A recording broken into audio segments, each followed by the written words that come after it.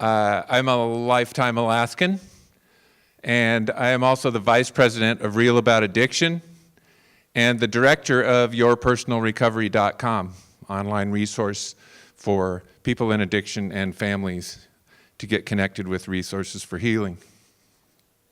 And I'll talk a little more about that. But I do want to talk about tonight and what it means. Real About Addiction has a mission to shatter the shadow of shame. This is a disease that is affecting our families and our community, and we need to address that. We're doing that through education, bringing the knowledge to people that addiction is indeed a disease of the ability to choose. It rewires the brain in very specific ways that creates different behaviors. Another big part of our mission is bringing people together, both people in addiction and the families, to bring them together to find connection, to find that they're not alone. And in that connection, bringing them forward to a path of action. And that's what this is about tonight, is a real path of action. So a big part of shattering that shadow is definitely speaking our truth, speaking our own truth. I am a person in long-term recovery. I had an addiction that cost me my business, my home, my marriage, my 2 boys, and let's suffice it to say I did extensive personal research into addiction and recovery, and what that real recovery really means. But in terms of speaking our truth, I want to introduce to you someone who's been inspiring to me in that way, and she's all about it. If I talked about someone speaking their truth and being able to step out of the shadow of shame, that would be the description of my friend Kim Whitaker, president of Real About Addiction. Thanks, Dave. I don't know what I'd do without this guy.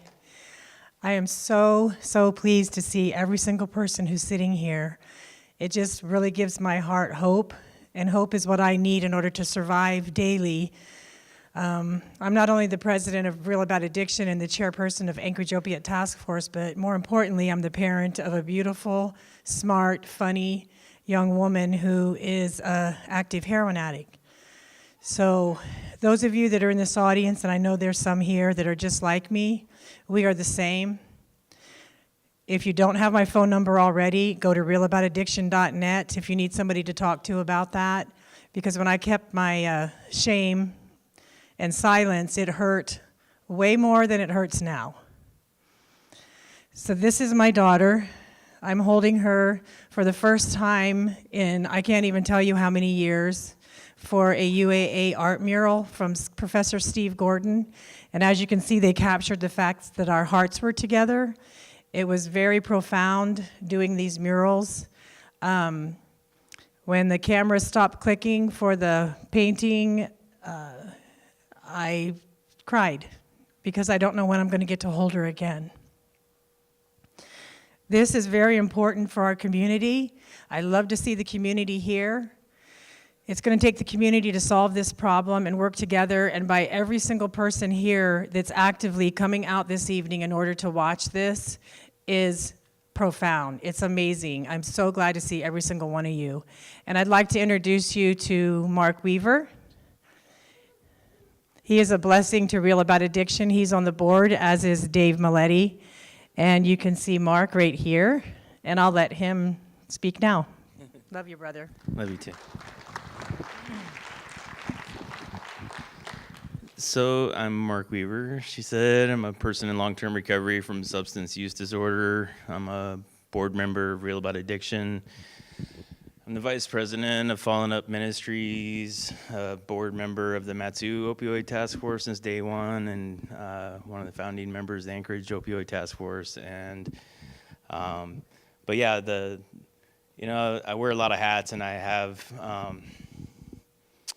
a lot of titles, but the one that I'm super proud of is just being a person in long-term recovery, and I love just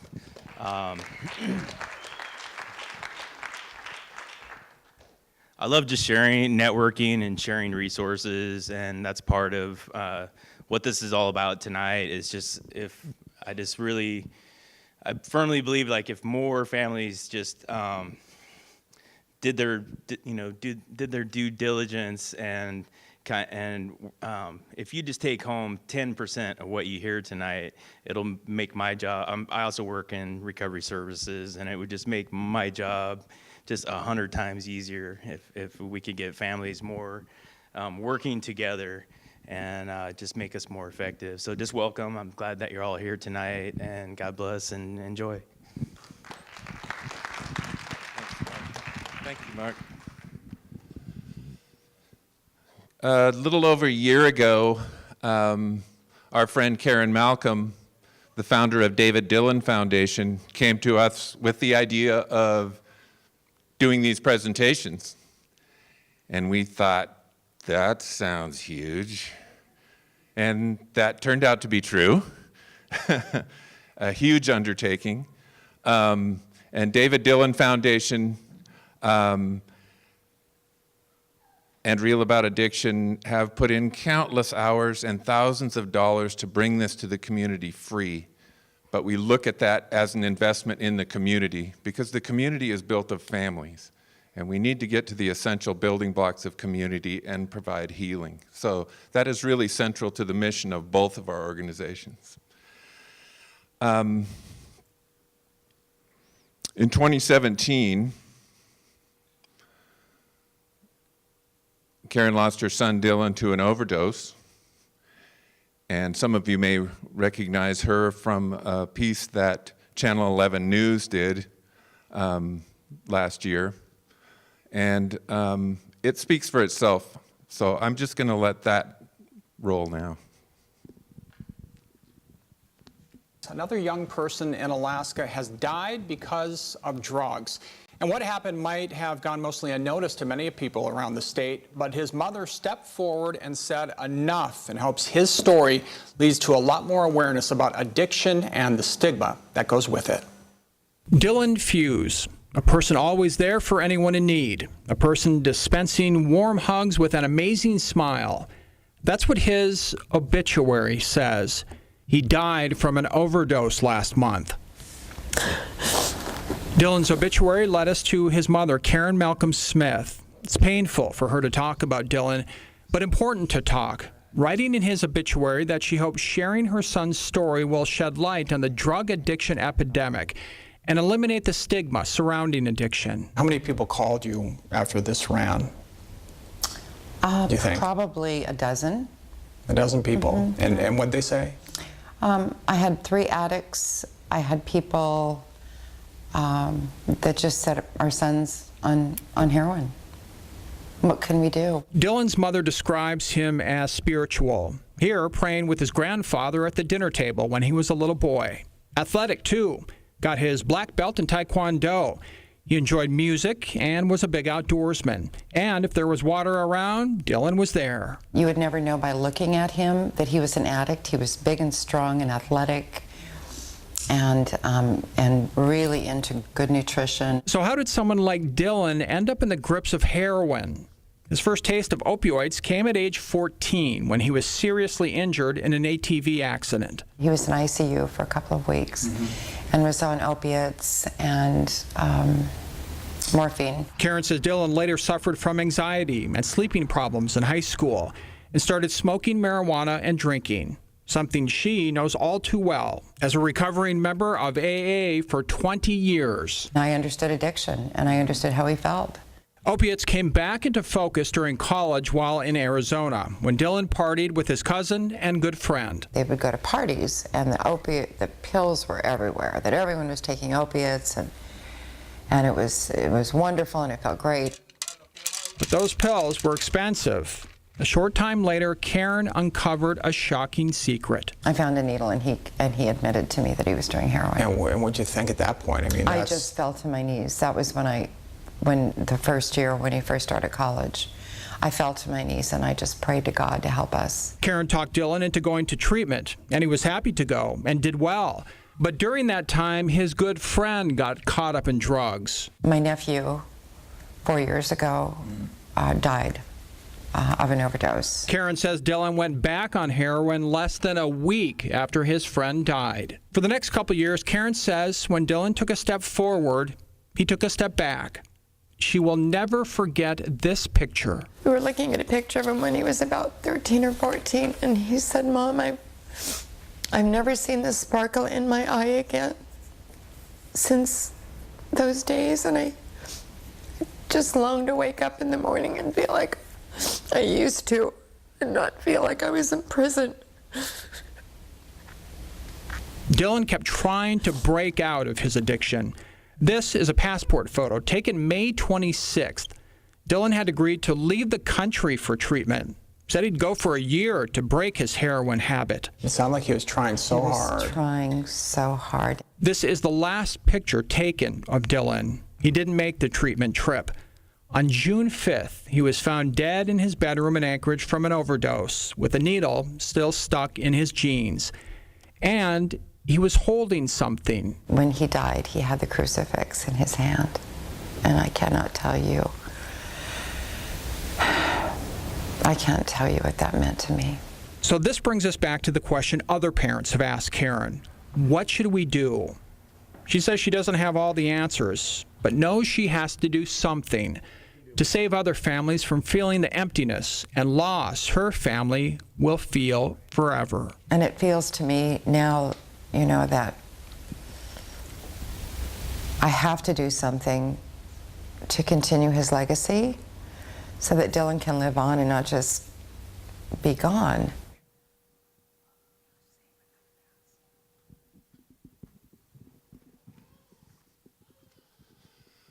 It's a very powerful piece.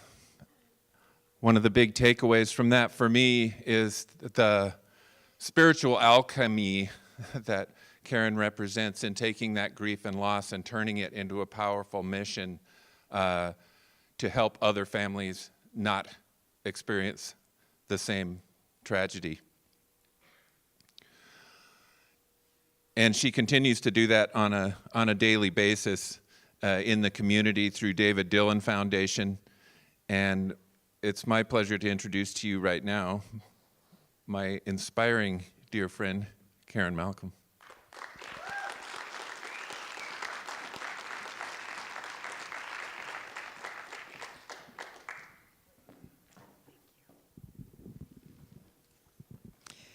I wanted to stand over here because this was tattooed on my son's arm. There is no saint without a past and no sinner without a future. It was a message of hope.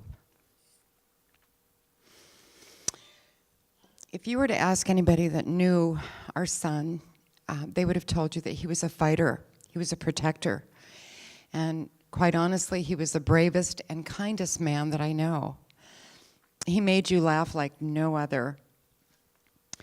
But no one held a candle to my nephew Matthew's compassion, who died his first year of trying opioids. My sister, one afternoon, went out to her her firewood shed to get some firewood, but it was gone because he'd given the whole cord to the homeless. So, we never believed that this would happen in our family, but addiction is not selective with its victims. And I know some people here tonight, somebody that lost, my dear friend Iris, who lost her cousin, and somebody who lost their parents, and also related to prescription drugs and from an accident, and somebody that lost their brother. So we're here today to honor those who have died by trying to support you as families and offer solution, that we all come together and learn how we can do an intervention to help raise the bottom for those that we love, and through structured family recovery, how we can build stronger families that has this amazing component of a spiritual conversion. And I have to share a story with you.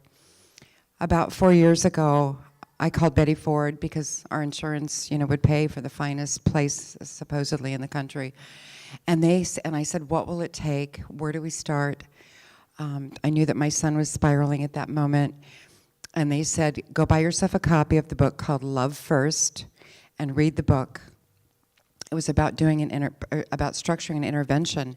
Well, we did it, and we brought my brother up from Arizona and his employer who's here tonight, and his good friends, and we orchestrated this most beautiful, powerful intervention that was, in my memories,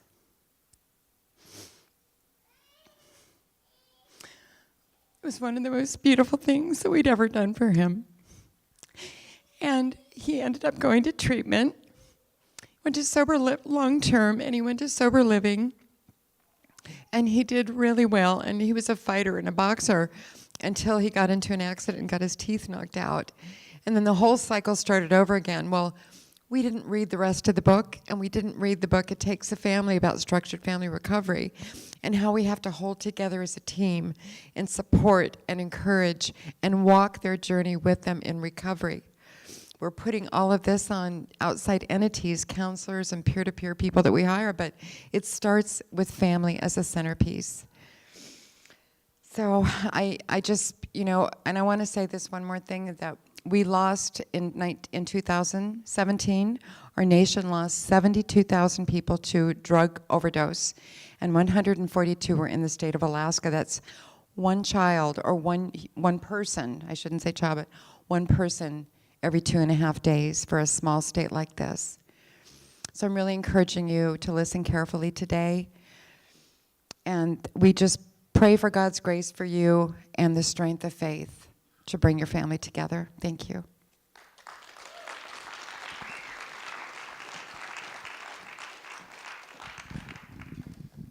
Thank you, Karen. I'm going to move this along very quickly because they do have a lot of amazing information, and I want them to have time to get that information to you. There are 4 things that I want you to remember. There are in the lobby providers here have brought their information, and while the Jays are going to show you how a family is empowered to build the structure, there are treatment providers here that can answer questions you have about that component of anyone's journey into recovery. Beautiful. Part of Karen's tireless work has produced a resource list, which you'll find out there. One of the biggest challenges families face is finding a match for them and for their insurance coverage or whatever their situation is. So through her tireless work and some other volunteers, they've developed a resource list that is a really good start. And it's going to also be a living document that lives at realaboutaddiction.net and daviddillonfoundation.org as it is continually updated. The other thing I want you to know is that I, as the director of Your Personal Recovery, have mapped out 12 free 20-minute focus sessions that you can schedule online. We can spend 20 minutes and discuss what is a good target for you, your family, and see how I can help direct you in that way. You can register online at yourpersonalrecovery.com, or we can talk about that in the lobby afterwards. And we also have some copies of the Jay's book, Love First, available here tonight. So if you're able to help Real About Addiction in this presentation, and anyone that can donate $40 or more to the organization tonight, we'd be happy to give you a copy of the book that we have here tonight, and we'll do that until the books run out. So thank you. And with that, it's my pleasure to present Jeff and Debra Jay. Thanks. Hi, everybody. Am I coming through on the mic? Oh, good. Before I get started, I just want to say I am so delighted to see so many people here tonight. You know, this is the third presentation that we've done in the community in the last 5 or 6 days, and it's just really fantastic to see you all here tonight. I can't tell you, I started talking to Karen Malcolm over a year ago, and I can't begin to tell you how much work Karen and Kim and David and Mark and Troy have put in, and so many other volunteers, some of whom are out in the lobby today. And I just want to take a moment and give them a round of applause for everything that they've done. It's just amazing. Okay, so my name's Jeff, and I am an addict. This is what one looks like. It's not the normal stereotype, just like Dylan wasn't the normal stereotype. I am an addict. I'm in long-term recovery, and part of the reason that I had the opportunity to get into long-term recovery is because my family did an intervention and helped get me into treatment. As an active addict, I couldn't see the problem. And I think that that's one thing that we always have to understand. Okay, for me, my addiction, my use of drugs and alcohol, that was a solution. Everybody else thought it was a problem, but for me, it fixed everything, and it fixed everything right now. So when people came to me and said, "You've got a problem," they couldn't get through because the addiction already owned the brain. There is a way to break through. We're going to talk about that tonight. I'm going to be talking about it with intervention.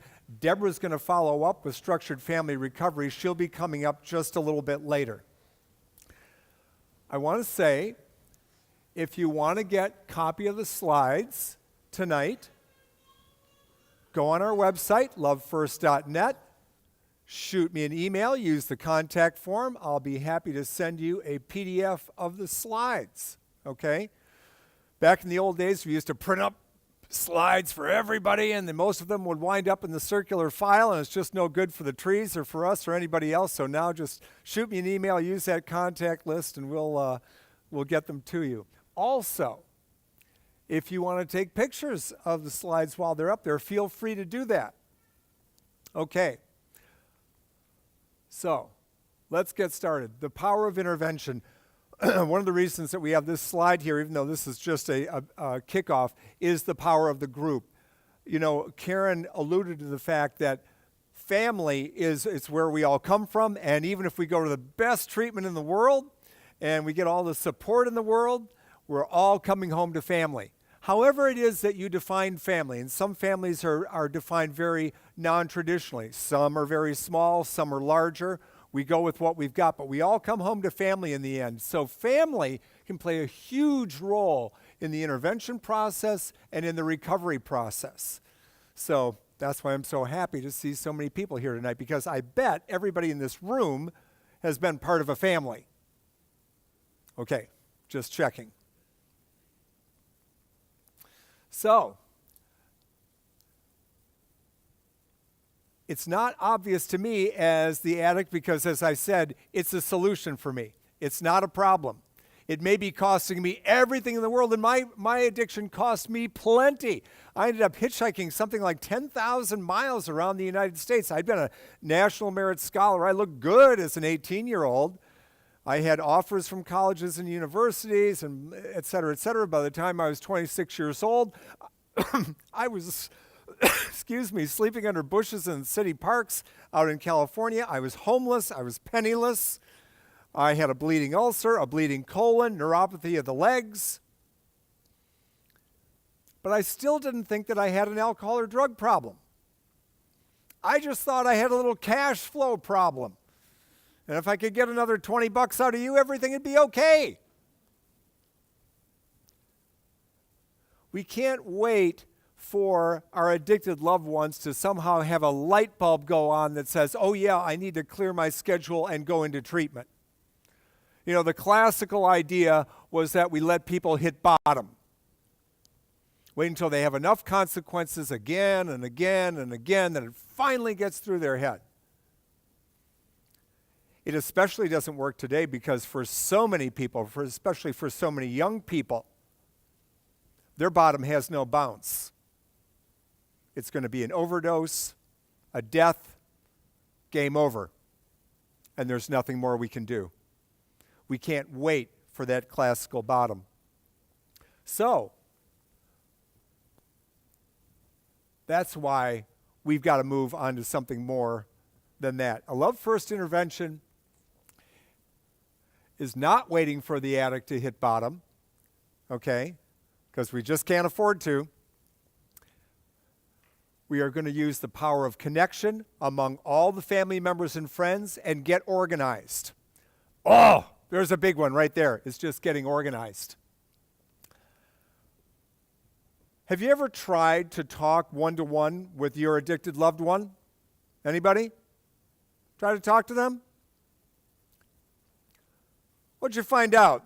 In about 5 minutes, you try to talk to them about their problem, you find out in about 3 minutes that you're the problem. Am I right? They're absolutely magical at playing one family member off against the other, playing friends off against each other, and keeping everybody on their crazy train so that they can manipulate the situation. That's why when we do a good structured family intervention, we want to bring together the most important people in the addicted person's life, family members and friends, organize them in a very structured way so that when we come to have this conversation as a group with our loved one, we're all on the same page and we've left nothing to chance. This is how we have the most success in breaking through their natural defenses and denial and bringing them to a moment of clarity where they will accept the help that's being offered. Okay.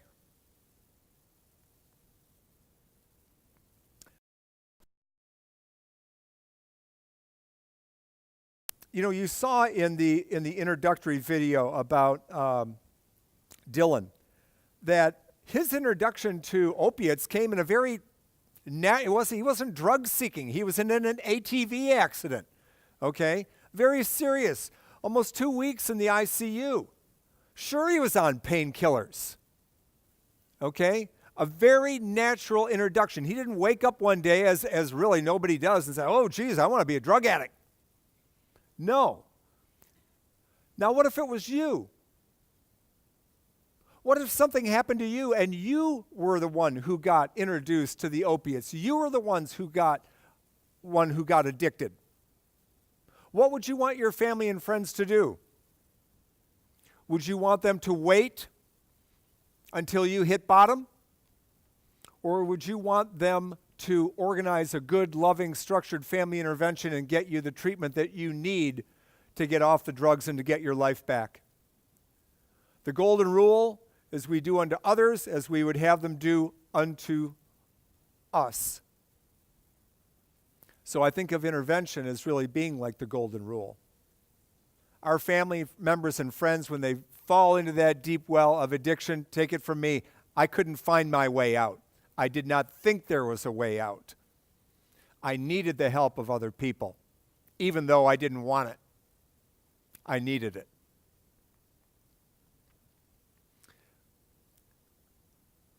When we come together as a group, when we start learning about intervention, learning the most effective techniques, working together as a team, one of the things that happens is we reclaim our family integrity. Because if your family is anything like mine, everybody's got a different opinion about what should be done about Jeff.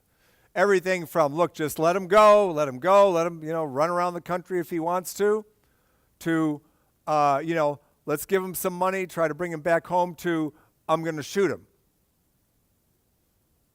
They're all over the map. So when we start working together as a team, whether we are working with a professional interventionist or you're working from the book Love First, we start to reclaim our family integrity and start doing the right things. Because we often do the wrong things unwittingly to try to save our addicted loved one and, frankly, to save ourselves.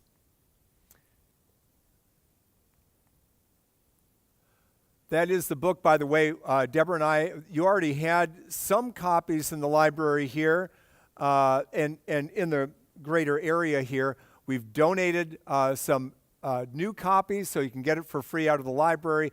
Of course, you can buy it. It'd be great if you wanted to support the efforts of the David Dillon Foundation with a small donation. We'd give you a copy tonight and sign it for you and so forth. But Love First is a complete handbook on how to plan and carry out a good structured family intervention for your family. Okay? Step by step by step. Intervention is a way of dismantling the enabling system, which exists in every situation. So let's take a look at that.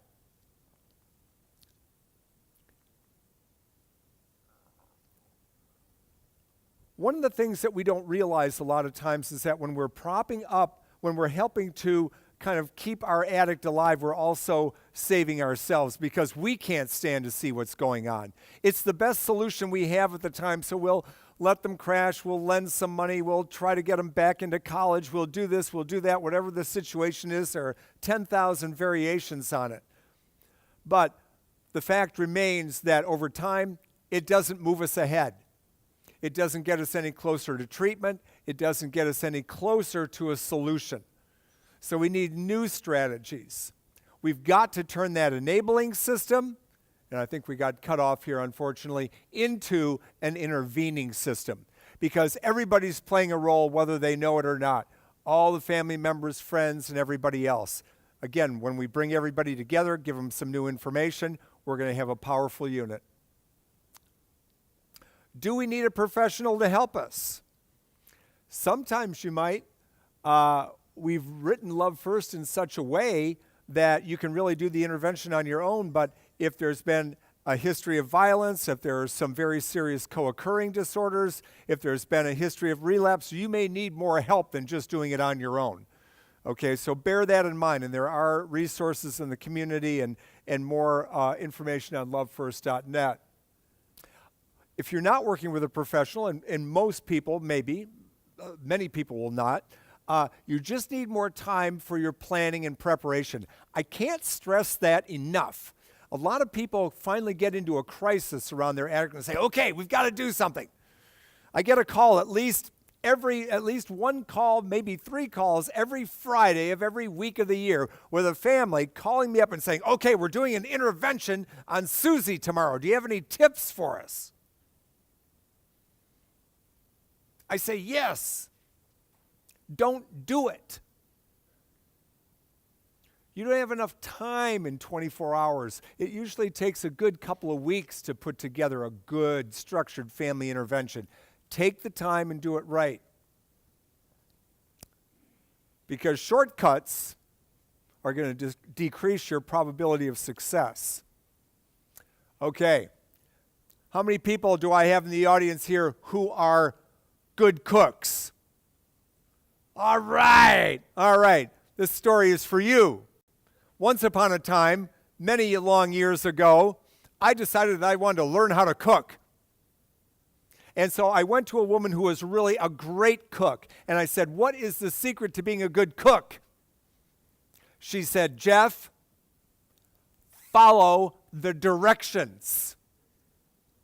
Because if you go to the Joy of Cooking and you open up the recipe for doing an apple pie or something like that from scratch, making the crust and they've done it 400 different ways in their test kitchen. The one that is in the book is the right way. If it says sift the flour, I don't care if you've got pre-sifted flour, you sift that flour. Am I right, ladies? Most of the good cooks are ladies. Let's face it. Same is true with intervention. Don't make it up on the fly, follow the directions. How to build an intervention team. First of all, don't count anybody out. Okay, let's make a list of everybody who might be involved in this. Okay, whether we're going to finally include them or not, we want to have a master list to get us started. We want to figure out who on that list is influential, a friend, a family member, whatever, who has actual leverage. Maybe it's a boss, maybe it's a spouse. And we're going to figure that out too, because everybody has a different role to play. If you're bringing together your intervention team, you're not going to call the most difficult person first. You're going to call the person who's most likely to say, yes, I will learn more. I'll go on this journey with you, figure out how we're going to do this intervention and get our loved one into treatment. You build that team step by step, one at a time, until you bring together a good group of, it might be 5, 6, 7, 10 people, something like that. You want a good group to do this intervention. Sure, sometimes you're just going to do an intervention with 3, but the more the merrier most of the time. Then you move on to the ones who are really tough. You know, it might be that friend who's really not sure whether it's a good idea or not, and you don't even have to ask them whether they're willing to do an intervention. Just ask if they're willing to learn more and come to an initial meeting of the family members and friends to talk, because that initial meeting is where things are really going to start to rock and roll. Now we want to talk about the rehearsal. Hold on. Let's not let those two talk yet. I'm sorry. I forgot that slide was coming up next. What I wanted to show you is that in addition to the book, which is freely available at your library, Debra and I have created a series of 38 videos that will teach you how to do the intervention. We've also created 38 podcasts that will walk you through the process. Any way you want to learn, you can learn. Okay? The intervention workshop video is one of the ones that I'm going to bring up right now just to give you a taste for it. And I guess it's just going to Now start we want playing to talk on about its the own. rehearsal process. And this is something that I really enjoy because everyone is always very nervous putting together an intervention. Well, of course they are. So we're also going to have the videos and the podcasts. My point again is what? Follow the directions. We've given them to you in every way that we know how, and I'm going to be going through a short version right now, as I am. Okay, so what about people with their own substance abuse problem who are on the team? Sometimes you can have them. Everybody on the team doesn't need to be an angel, for crying out loud. If they've got a real active addiction and they're going to actively oppose it, then it may not make sense. I worked with an intervention group last week where we had somebody who really did have a fairly substantial substance problem, but not anywhere near like the person that we were intervening on. So they were able to be on the team because they could see that the person had a problem that's much greater than theirs. I'll tell you something from my own real life story. It's a little crazy. It gives you an idea of how bad I was back in the day. My cocaine dealer told me I had a drinking problem. I'm not kidding. He got me in the car one day. I remember we're driving along. He's like, Jeff, you know, you really got to get help. There's no shame in asking for help. And I'm like, what? Now, he wasn't doing it right, but even he, who had a substantial problem, could see that I was much worse. And, you know, he had a lot of credibility with me in a lot of ways. And if they were putting together, if my family had been putting an intervention together at that very moment, it would have been crushing for me to see him on the team. You know, it would have been really, I mean, are you kidding me? I'm that bad? Okay. Schedule that first meeting or conference call. We say conference call because sometimes people are spread out geographically. We may be bringing in a brother who lives, in Los Angeles or something like that. It's very easy. It doesn't cost anything. Freeconference.com. You can put together a conference call and people are spread out all over the place. Let's meet the first time by conference call. We're going to talk things through. We're going to get that team coalescing. Let everyone share. This is a really good tip. You start out by letting everybody share their view of the situation. Start with somebody who's really got the goods. Like if you were doing the intervention on me, you might start out with my old girlfriend or my sister Amy, somebody who really knew where all the bodies are buried, and let them put the history out there first. Okay? That's going to give everybody else kind of permission to tell everything that they know. And by the time this is all out on the table, it's going to create this great sense of urgency. And at the time that you're meeting, you're also going to be starting to talk about, let's all read the book or watch the videos or listen to the podcast so that we all get on the same page. We start talking the same language. We have the same plan. Instead of being the way we were before with everybody having different plans all over the place, we're going to wind up with the same plan that we can all buy into. Initial team training. You're going to be learning how to write your intervention letters. We don't do an intervention just by chance. When we go in there, we're going to know exactly what we're going to say. We're going to write down what we're going to say in the form of letters. We're going to go through a 7-point process for that I'm going to go through with you in just a couple of minutes. So we want to have this thing very strictly choreographed. From that initial training, we're going to use the 7-point process. We are, click. We're going to take time to anticipate what the objections to treatment are going to be. Well, I can't go to treatment. Who's going to take care of Rover? I can't possibly go to treatment. Who's going to take care of my dog? I love it when people bring up objections like that, and then the intervention team just says very calmly and coolly, well, you know how much Rover loves Uncle Bobby's dog, Spot. Well, Uncle Bobby's already got the Rover's bed and bowl and leash, food, everything. We're all set. It's all taken care of. I remember doing I'm not going to go into too many stories. Let me just say we're going to anticipate the objections and come up with the right answers. We're all going to also going to have bottom lines, which I'll talk about a little bit later. If the person's giving us a very hard time, what are the natural consequences that will follow if they don't accept help? I am choreographing an intervention long distance on a young woman tonight in the lower 48. And she almost died last week. The doctors said that she probably came within an hour of dying. She is very much fighting the idea of doing of going to treatment. And there will be an intervention. And if she does not agree to go into treatment in her state, there are some legal steps that they can take to compel her into treatment. We're going to try to do it with love. We're going to try to make it her choice. If she won't take it, the natural consequences will follow and she will be compelled. There are different steps that you can take in different states.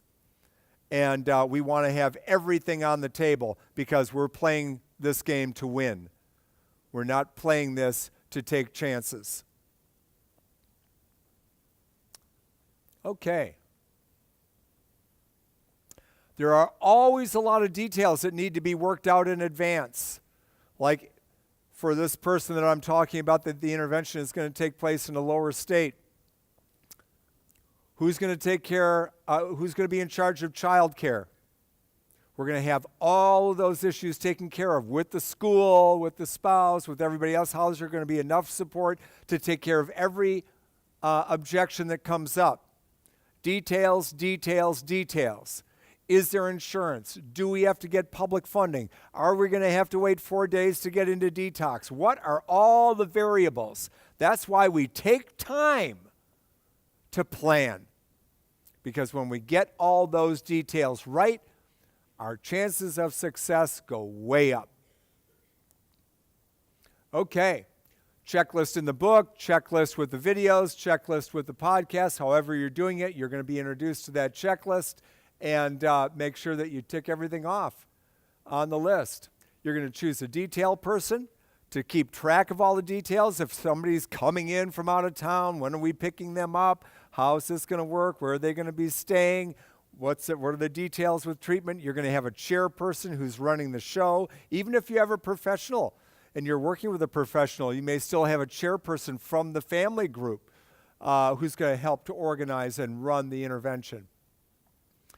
Choosing an interventionist, you want to make sure that you're not just calling up your local social worker. You want somebody who's worked in treatment, who really has a strong background in chemical dependency. Ideally, they would be certified as an interventionist.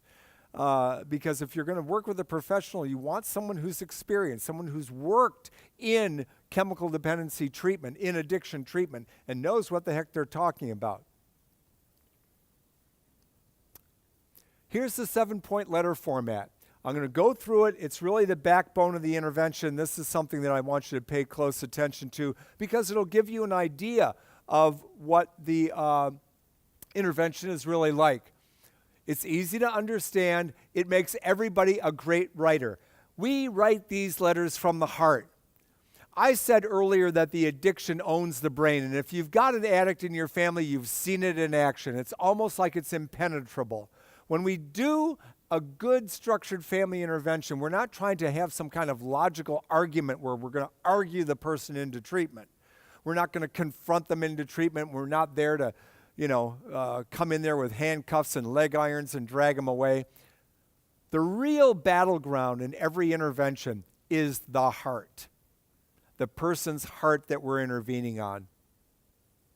We want to use the power of love and concern in this family and friends group to break through, get to the heart, and get them to do the right thing, which on some level they know is the right thing. Sincerity and kindness are the key. They may be angry, they may be upset, but we don't get on that crazy train. We are doing this with love and concern. We have a plan. We have thought of every eventuality. We have planned for objections and contingencies in advance, and we are here to stand on our family integrity, to stand on our love, and offer this to the person that we care most about. 85, 90% of the time, you're going to be successful in getting your loved one into treatment if you follow these directions. When you write your letter, and we're going to be going through this in a minute, when you're in the intervention, we never have any anger. We never lose our temper. We are in a judgment-free zone, okay? Because every addict knows instinctively that if they can start an argument in the middle of the intervention, nobody will be going to any treatment program, okay? So don't take the bait. If they're trying to bait you, you stay calm, calm, calm. You turn it back to your chairperson or your professional interventionist or whomever. But you don't take the bait and get angry. Okay. It can be very helpful sometimes to think back to the person long before the addiction took hold. We can be so naturally frustrated with our addicted loved one as they are in their current day. It's like we hardly recognize the person sometimes. They can be like an impulse-driven sociopath. We just can't believe the things that they're doing. Think back to who they used to be. I was not a good guy in my addiction. I was a bad guy. Thank God my family loved me enough to work through that and still try to help me. They're the reasons I got into treatment. Okay. Let's take a look at this 7-point format that I was talking about. Number 1 is identification. So we start the letter out. Dear Mary. Number 1 is identification. This is a very brief opening part of the letter. I want you to name your relationship and say something about it very briefly. For example, a mother could say, Dear Mary, I'm here today as your mother. I'm the person who knew you before you were even born. Okay? I want you to name the relationship and really, really home in on that power of connection. I'm your sister. I'm your brother. I've been your friend for the last 15 years. We both played together on the high school football team. Whatever it is, name the relationship and say something about it. The second part of the letter is the love part of the letter. The love part of the letter is the longest part of the letter. It's the most important. We are not there to do some kind of crazy confrontation or get angry or argue with our person. We're there to tell them how much we love them. In this part of the letter, I want you to talk about why you love them, why you care about them. I want you to talk about times that they have been there for you, when they have been helpful to you back in the day. I want you to talk about times that you were proud of them. It's the exact opposite of what the addicted person will be expecting. They're going to be expecting this, but they're going to get this. Writing the love part of the letter is a little bit like writing a eulogy. If, God forbid, you were called upon to give this person's eulogy, what would you say about them? And if you've ever heard a really good eulogy, it's got a funny part. A really good eulogy has some great inside family story that shows what a wonderful person we're talking about, and it's funny. I love it when an intervention gets rolling and people are actually laughing. Boy, is that different than what the addict was expecting when everybody came into the room. Number 3 is reframing. What the heck do I mean by reframing? We want to reframe what we're coming to talk to our addicted loved one about as being a medical problem that requires professional treatment. It's not a willpower problem. It's not a character problem. It's not a moral problem. Again, we're not here to say, oh, you terrible person for taking drugs or whatever. What we want to say in this part of the letter, and it's a brief part of the letter. Joey, I've taken some time to learn about addiction, and I've come to understand that this is really a chronic brain disease. It's actually a medical problem, and it requires professional treatment. I know if this was just a willpower problem, you would have licked it a long time ago, but I've come to understand now that it's a medical problem and it requires professional treatment. What this part of the letter does is take the stigma away. It takes the shame away, okay? If all of a sudden I've got some kind of cancer, it's not my fault. As I said earlier, nobody just raises their hand and says, oh boy, I want to be a drug addict. I want to be an alcoholic. I want to, The fact is that our society is awash in drugs and alcohol. And so if you've got that genetic propensity, if you've got the right set of circumstances, you're probably going to be exposed to it. And if you're one of the lucky ones like me, you're going to become addicted. And it's not because you set out to or you were just stupid or lazy or anything else. So number 3, the reframing, it's a short part of the letter, but very important. And it leads into fact. Everybody thinks that their intervention letter is got to be filled with all kinds of facts about why we know that you're an addict and yada, yada. I like to see 2, maybe 3 facts at the most, and just 1 or 2 sentences per fact just show beyond a shadow of a doubt that there is a problem. These facts have to be firsthand, and they have to be completely free of anger, completely free of judgment. We're simply stating what we know. We want to get in and out of this part of the letter quickly. I will say again that on some level, I know as an active addict that I've got a problem. This is not actually news to me. I may have the crazy denial of the addict. I may think that it's a solution, but over the years, as I've lost jobs, lost relationships, had to steal money from people, did all kinds of things that violated my own value system, on some level I know it's a problem. And now I just have to see that everybody who's important in my life also sees that it's a problem. But you know what? They're not blaming me. They're not judging me. They're just letting the facts speak for themselves. Number 5 is commitment.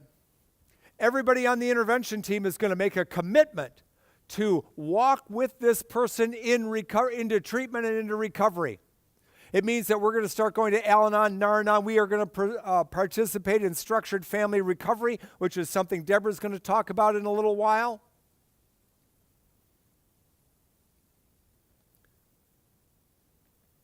We are making a commitment to accompany our loved one on their journey of recovery. And we're going to participate in every way we know how from this day forward. We are going to be part of the solution and no longer part of the problem. Number 6 is the ask. Here we are going to ask the person that we love to accept the help that we're offering them today, whatever that might be, and it's going to be different for all of you. Some of you will have, insurance and can access a treatment center like Karen and Troy were able to. Some of you will be using publicly funded sources. It's all over the map. Whatever it is, we're going to ask the person to accept the help that we're offering today. And it's got to be today. We're not asking them to research it. We're not asking them to think about it or anything else. We want to move on this thing today. Even if it's only to make the initial phone call to line up the detox. Maybe they're going to have to work with Mark, who was up here on the stage earlier, because he has a good way of helping to cut through the line. Finally, Number 7, affirmation. We're going to end on a positive note, demonstrating faith in our addicted loved one that if they get the right help, that their life is going to be back and they're going to have that freedom again. They're not going to be enslaved to the addiction, and they're going to be able to do things that they haven't been able to do in years. At the rehearsal, and this is really important, after we've written our letters, we've written our bottom lines and everything else, we're going to have a rehearsal. We're going to have full dress rehearsal.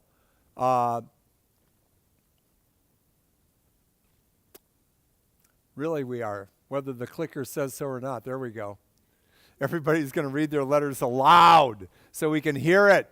You're probably going to need some Kleenex because there's going to be a lot of crying. Take my word for it. You might not think so, but it's going to happen. You're going to listen for any kind of traces of judgment or anger, get those out, figure out what the order is going to be, design where people are going to sit. All this is covered in the book and the videos and the podcasts. You're going to get tips for doing all of this. And it goes in a very specific way, and it makes sense when you get into it. For example, if the person that we're intervening on is married, who are they going to blame the most? The spouse, right? So where are we going to seat the spouse? Are we going to have the spouse like directly across from the person we're intervening on? I don't think so. I see a lot of heads going back and forth. No. I'd want somebody who has a lot less baggage, like maybe a sister sitting right here, and maybe grandma sitting right here, and I'd have the spouse like one seat over on the side, pushed back just a little bit, so that if me, the alcoholic, started to get really mad, I'd actually have to lean forward to give the evil eye. We get into all these kind of details in the book and the podcast and the videos, all right? And you're going to take the time to really figure that out, because you're going to what? Yes, of course, you're going to follow the directions. Okay. Common objections follow a certain kind of,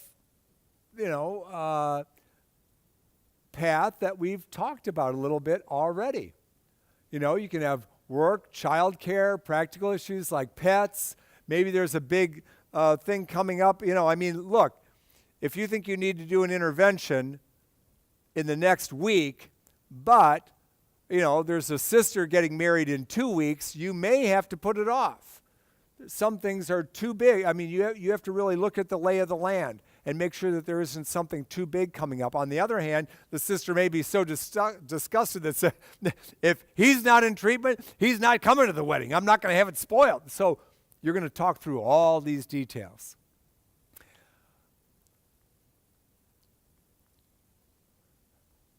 Oh, I love it when they say they're going to see a psychiatrist. What could go wrong there? Another 3 prescriptions. Oh boy. What we really want to see in the best of all possible worlds, and we can't, accomplish everything all the time, but in the best of all possible worlds, we want that person off the street. We want them at a minimum in detox. Hopefully they're going to go through some kind of a residential treatment program, but at a minimum, we're going to get them into a good, solid detoxification program and get them back down to earth and then through the treatment process. They're not going to be well in a week or 2 or a month or 2. It takes time. Time in treatment, time in recovery. The brain does regenerate, the brain does heal. It's going to take a good year or so. We are not out of the woods just because our person has completed a treatment program. That's why people keep going to their 12-step meetings and their support meetings. My first day in treatment, my last drink and drug was October 4th, 1981. That is just how old I am. I still go to meetings. Why do I still go to meetings? Well, first of all, I got all kinds of friends there, and I'm happy to see them, have a cup of coffee, sit around and talk for a while. But the real reason I go is that while I'm up here tonight talking to you from this stage, my disease is out in the parking lot doing push-ups, waiting for me to get lazy. and take it for granted. And that's not something I'm going to do. On Intervention Day, we always want to have a warm welcome because this is a great day in the life of our family. This is the day that we close the chapter on active addiction and we open a new chapter on recovery, so we're feeling good about it. You may be nervous as a cat, but you're not going to show it. It's going to be love, first, last, and always.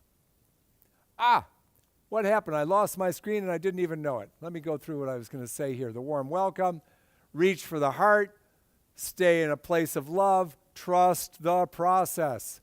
Don't know why it's moving so fast. Sometimes we're going to have a tough day. They may test us. They may say that they don't believe, or they may think that we're not going to follow through with consequences.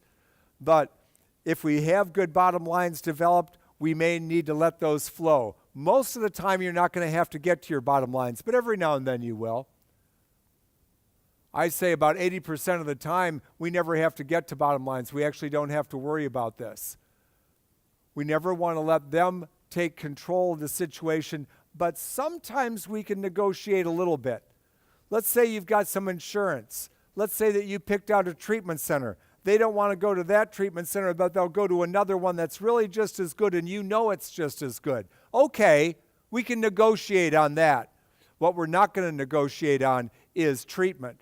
Because in our family, starting today, from this intervention forward, we're going to have zero tolerance for untreated addiction.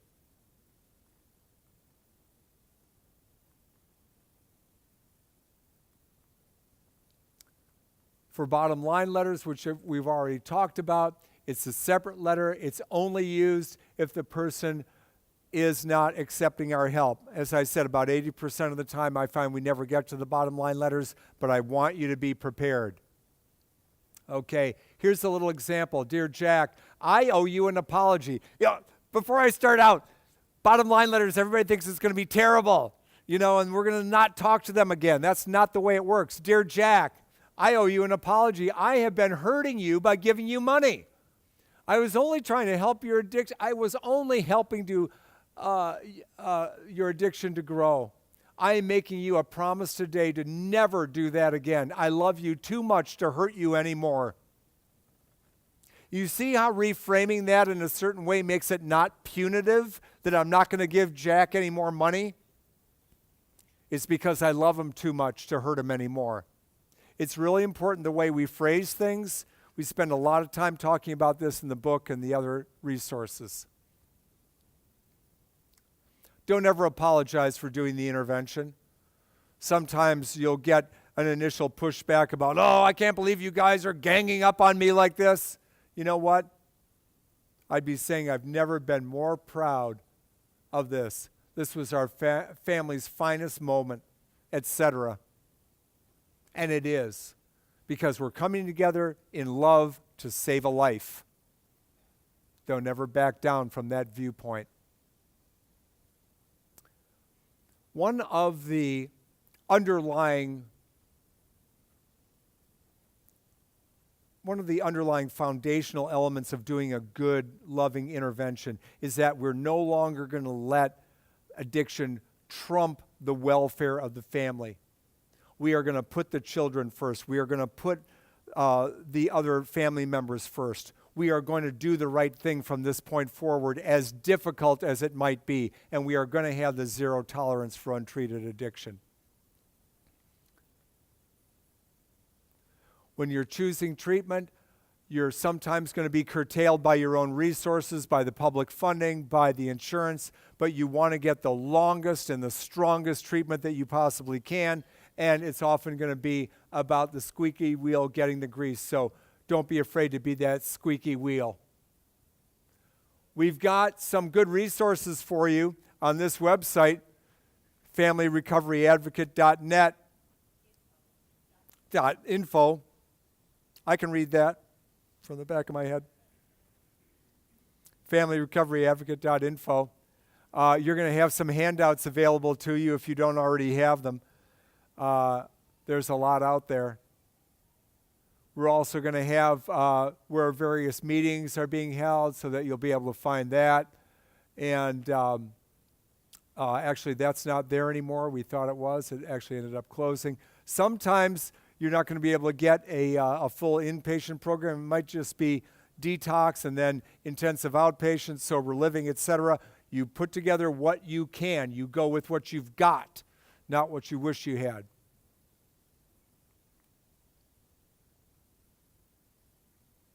And that's it for me. I'm going to be turning the stage over to Debra, who's going to talk to you about structured family recovery. If you have questions after you're done, Debra and I will be sticking around a little bit. Thank you so much for listening. Debra's going to take the next half of this. Thank you, Jeff. Thank you.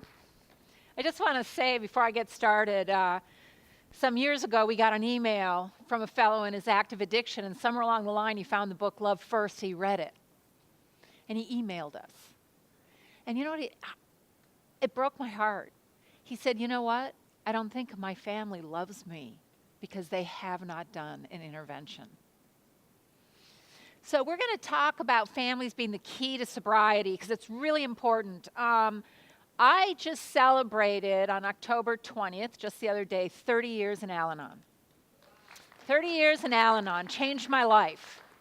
Grew up as a daughter of a father who was an alcoholic. And so my work in this field and my background's with Hazelden and inpatient treatment, and I facilitated their family program, but it always really has killed me that even with intervention, even with treatment, that families were more or less kicked to the curb. You know what I mean? Like, you don't have a role. I remember working inpatient treatment, and I remember it was as if the family was like one big, huge problem, keep them away from the addict. And they would say, still do sometimes, the family is sicker than the alcoholic. The family is sicker than the addict. And you know what? That is not true. The family, we talk about family being dysfunctional. I want to say, I don't like using that word. When we're facing addiction, what are we? We are families in crisis. We are families in crisis. But when you give families something really meaningful to do, wow, do they step up to the plate. When we started doing interventions and when we really designed this, I was blown away, family after family after family, what they were willing to do, what they did, and how absolutely beautiful it was. And then there was nothing. Maybe a few days at a family program, but nothing, and they went right off the cliff again, and what happened? They went right back into crisis mode. So I'm going to talk to you today about structured family recovery. Through the years of working in this, I thought we've got to develop something with families that keep that team together, turn them into a recovery team that will diminish and lower the probability of relapse and bring that family back together. So that's what I'd like to talk to you about. I would like to start out, though, in looking again at what we're up against. Because we all kind of know what we're up against, but sometimes I really believe that we need to look just a little more closely. So this is my favorite story about addiction. You know, there's this little guy, and he lost everything to his addiction. He had enough money in his pocket to move into a room in a flop house. He had the clothes on his back, and he had a half-empty bottle of whiskey. And he gets in that room, and he sits down on this saggy little couch, and he looks at the bottle, and he says, "You, I thought you were my friend. But no, because of you, I've lost my wife, I lost my kids, I lost my home, I lost my job, and finally, I lost my self-respect. We're through." And he gets up to the window, and he gets that window open, and he cocks his arm back to throw that bottle out of the window, and he hears swoosh. And he looks at the bottle, and he says, "Was that an apology? Was that an apology?" Who are my football fans or baseball fans out here? Who? Raise your hand. What do you keep your eye on? The ball. You keep your eye on the ball. When it comes to addiction, that's our ball. Swoosh. Was that an apology? That's our ball. If what we do doesn't address that moment, we're in trouble, right? So this is what we're going to look at in the next little bit, addressing that problem. Because we know we have a very big problem. It's not a new problem. It's an old problem. It is not a secret. And it's this, right here. 50 to 90% of the people who go to treatment relapse in the first year. Do we know that? Anybody in here not know that? They say now that about 70%, if we wanted just one number, we could safely say 70% relapse in the first year after treatment. So, look at this brain. You know, what we expect addicts to do in this society, and oftentimes with very little support. This is the brain you want. It's not that color, but it is full and rounded, and this means it's a very active, healthy brain. But let's just look for a minute at the brains of addiction. This is an alcoholic who drinks heavily Friday, Saturday, and Sunday, stays sober all week to work, and then starts it all over again. What you're seeing here is the lack of activity, not just when they're drinking, but all the time. The neuroscientists that do this research say not only that, but the brain atrophies, it gets small, it shrinks. And it looks like somebody poured acid over it. So let's look at, here's a nice healthy brain, like if you were looking at the bottom from your chin up, and this is a daily drinker, alcoholic. Again, what you're seeing. This affects very much the prefrontal cortex, or the thinking brain, the ability to make decisions, you know, all the kinds of things that make you successful in life. It's this part of the brain, okay? And it's so affected that you become impulse-ridden, you become poor at making good decisions. And then the other thing is it really affects the emotional brain. So that place that's really the temporal lobes, it's all about, you know, joy in life and great relationships. The capacity to be happy is eroded until you get anger and malcontentment and suspicion and all of these kinds of things. Okay? So here we have cocaine. This is a 24-year-old. We have methamphetamines, 28-year-old brain. We have marijuana. This is an 18-year-old, 3 years. And opiates. This is a former heroin addict, but the last 7 years on methadone. But this is the good news, is that with recovery, look at this. 1 year, alcohol and drug free. 1 year. And look how good that brain is. Alcoholics Anonymous has a saying, you get your brain back in 5 years. Science is saying, hey, look, in 1 year, your brain is looking pretty darn good. 1 year clean and sober, okay? But I want to tell you something. University of Southern California looked at 6 months after somebody was in treatment, and their brain wasn't yet operating any differently. So that's 6 months out. And if somebody's out there on their own without support with that brain, what should we expect? Great success? No, we should not. Okay? So, today it is important to speak some truths. Because the cost of addiction, someone said to me not long ago, this is this generation's AIDS epidemic. We are losing our future with so many people dying. So we have to speak some truths. As important as professionals are, addiction professionals, as important as the government can be if they put some money behind some good programming, and other agencies, none of them will ever be able to create long-term change. If we could have done that, we would have done it by now, wouldn't we have? How long have we been fighting this problem? I mean, like as long as I can remember. So what we have to understand, every single one of us, is that while this is really important stuff, it is not going to solve the problem. As David said in the beginning, it's going to be about family, and it's going to be about community. And it's got to happen there if we want long-term solutions, okay? And it requires a new conversation. We all need to have it. And we need to start that conversation with treatment. If you are a diabetic and you're not doing what you need to do to manage this chronic illness, and you end up in a diabetic coma in the hospital, all those good people know what to do, don't they, to stabilize you medically? And they all come together and do that. And once you're stabilized, they're going to have pamphlets for you to educate you. Social workers might come in, the physician's assistant, the doc, telling you what you need to do. You're like, yes, yes, yes. You're all on fire about it. I'm really going to get it together. And you mean it, right? 9 months, 12 months later, you're in the same shape, back in the hospital. Does anybody say hospitals don't work? Do we? Ever hear that? No, never. But what do we say about treatment when alcoholics and addicts relapse? What do we say? Say it loud. Treatment doesn't work. And that's because we misunderstand what treatment can do and what it can't do. And frankly, I believe, and I've worked in the treatment field for a very long time now, that we are complicit in that. Because when people write the check for treatment, nobody is saying, by the way, we can't fix your loved one. We can't fix them.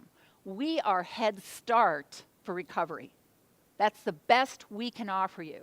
And for most people, not everyone, but for most people, it really requires that to give them a chance at success, okay?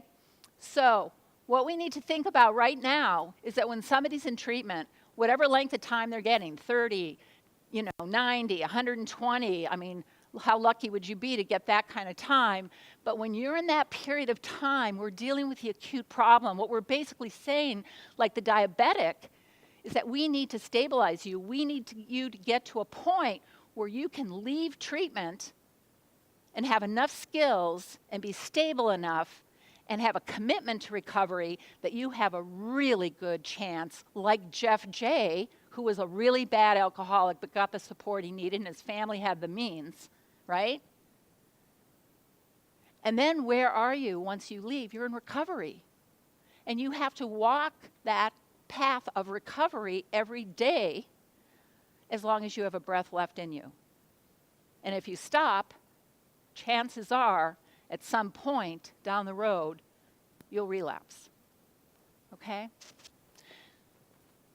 So we need to be clear about what treatment can do and what it cannot do, okay? So this is another truth we need to talk about. I've been in this profession long enough now to see therapeutic fads, and I mean, they're great.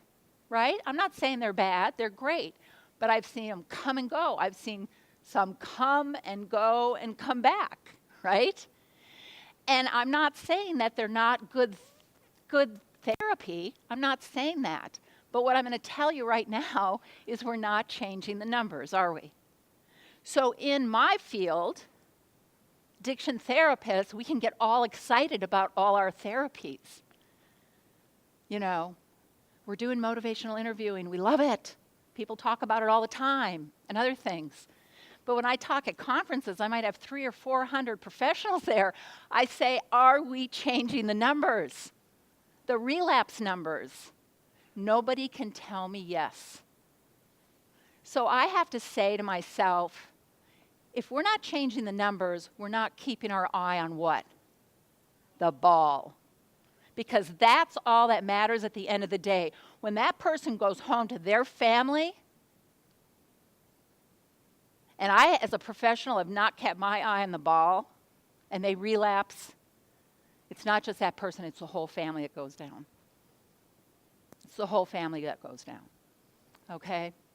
So all of this would be really depressing and hopeless, except for we have these winners. You see in the middle, we have a physician, we have a pilot, and we have an attorney.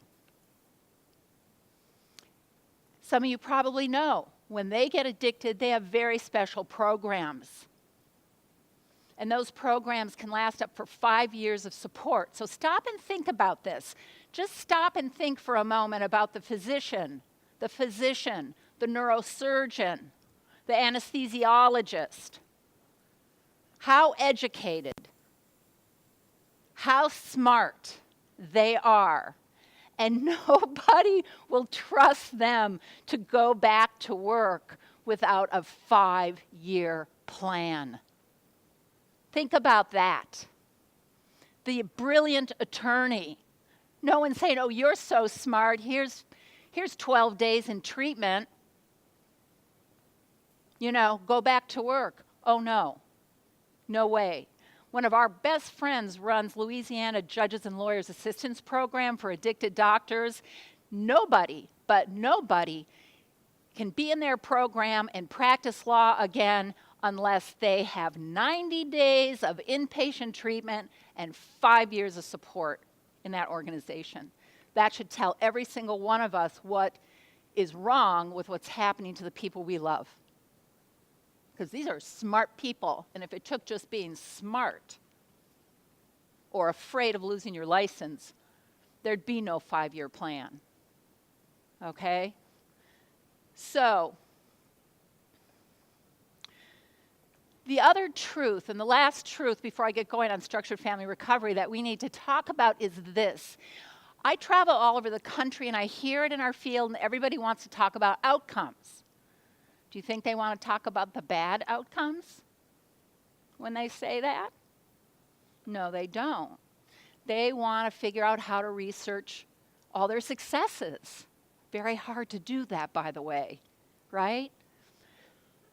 But I've taken to saying to them, our successes are great. We all want to know that what we do matters and there are people that are successful. But that is not what we should be focusing on. We should be focusing on the relapsers, because that's the ball. We should be focusing on the 70%, because if you're a doctor in a physician's health program, that's what they're concerned about. That whole program is designed with the relapser in mind because their eye is always on the ball. Because these are valuable people in our world, highly educated, giving great services, and also they're really worried about the reputation of their field, right? We can't have all these addicted doctors and lawyers out there. It takes the whole field down, you see? So we always have to think about the relapsers. That's what we have to think about.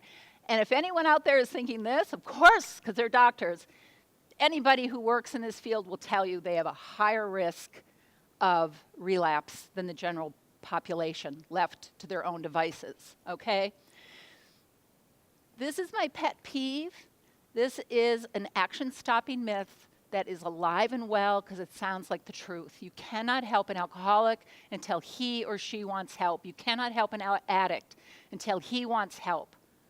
What happens when you have a surgeon and you put that myth up there? Does that feel right to you?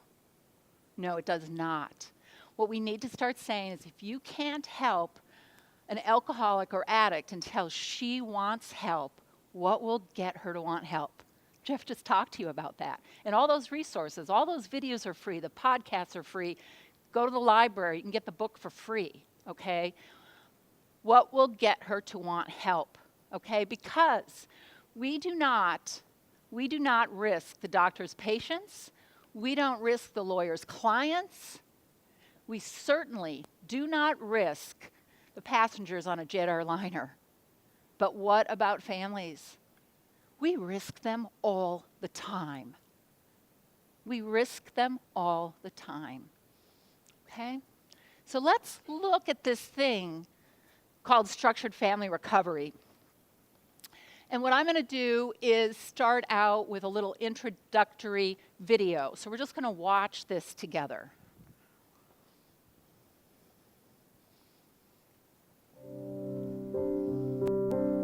My life has pretty much been defined by alcoholism, and I'm not the alcoholic. You know, my parents, I think for a lot of people when they got married, people thought it was the fairy tale marriage. It just seemed perfect. Alcoholism was definitely running the show in our family, and I know this because my very first memory is hiding behind this chair that my mother was sitting in, and she was crying, and my father, he was standing over her and he was yelling, and I looked at my father in the face and I yelled, "Leave my mommy alone." I couldn't be a child. I had to be an adult, and I had to take action against this disease. My name is Debra Jay, and I'm the author of It Takes a Family, a cooperative approach to lasting sobriety. Although we have the best treatment for addiction in the world, when our loved ones come home, those treatment professionals don't come home with them.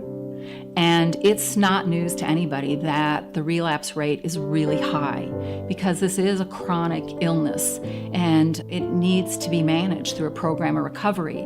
And so often alcoholics and addicts aren't able to do that. They fall short.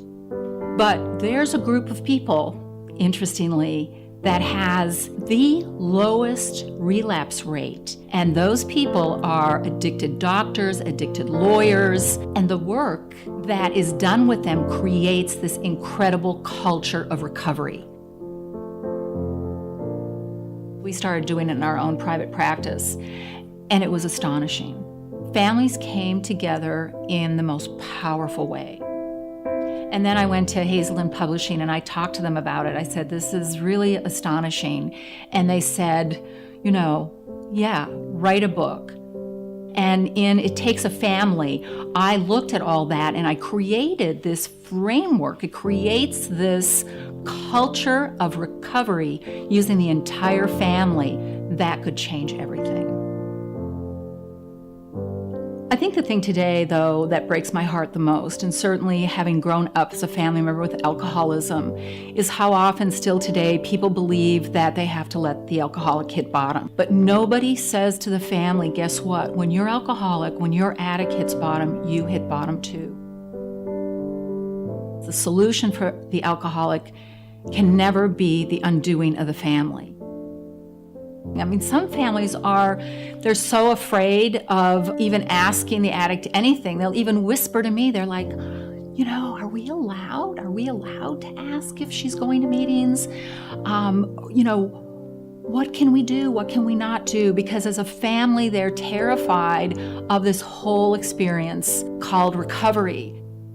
It Takes a Family, what it does, first of all, is it gives families back the hope, number one. But then, and this is key, this is what's really important, it takes the hope and it puts it into action.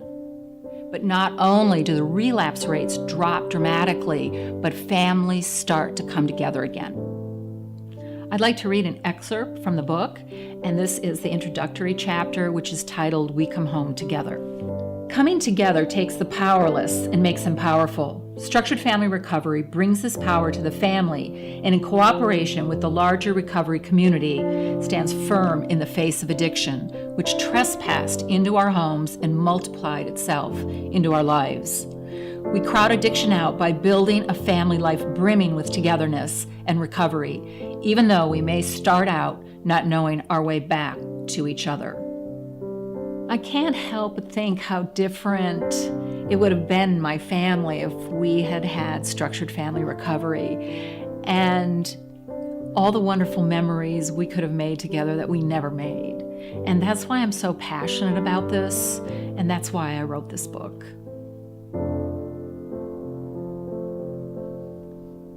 And I just want to say, too, because thank you. I just want to say, too, that this video was created by Adam Wright, and he's okay with me saying this, who's now about 9 years sober, heroin addict. He got clean and sober, went to the University of Michigan, which is no small feat to get in that school, graduated, and now does these really marvelous videos on recovery and really great work. So it just goes to show you what recovery can bring to this world, okay? So, structured family recovery takes families and puts them smack dab in the middle of recovery in the most appropriate way. Because as Jeff talked about, intervention team, this connection, the we. If you go to AA, it's a group. If you're in treatment, yes, you'll talk to your counselor individually, but you know where the big work gets done? In the group. But what I always say is the most important group, the most important team has been left out. And that's us, the family members. We've been left out, and we need to put the family back in, okay? So this book is written for families. Again, It existed at your library. We've donated more copies. And in the book, explains everything to family members. In the back, it has an entire year of structured family recovery meetings, which we're going to look at in a minute. Hold on. So let me give you a little idea. Wait, let me go back. Okay. So let me give you a little idea. So there's a family. It's a mom, dad, and 3 adult children. Mom was addicted to prescription opiates for years. She had multiple docs. And at one point, when she got her worst, she was taking 30 pills a day, Vicodin. Imagine that. And then they lived in Florida. They cracked down on all the pill mills, all the doctors that were overprescribing, and she couldn't get enough pills. So where'd she go? The street. And so she went to the street, and she found out when she tried to buy the pills on the street, they were crazy expensive per pill. So then what'd she do? Heroin. She's shooting heroin. She's a 59-year-old upper middle class woman who owns her own very successful business. She's shooting heroin.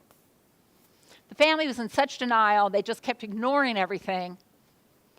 But she ends up losing her business, completely loses her business.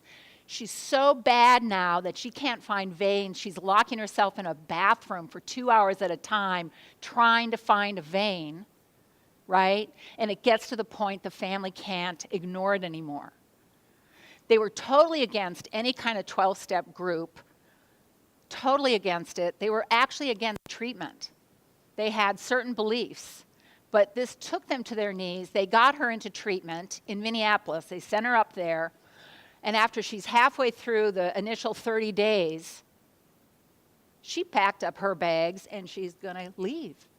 You know, because what Jeff talks about is you can get them into treatment, but then you got to keep them in treatment.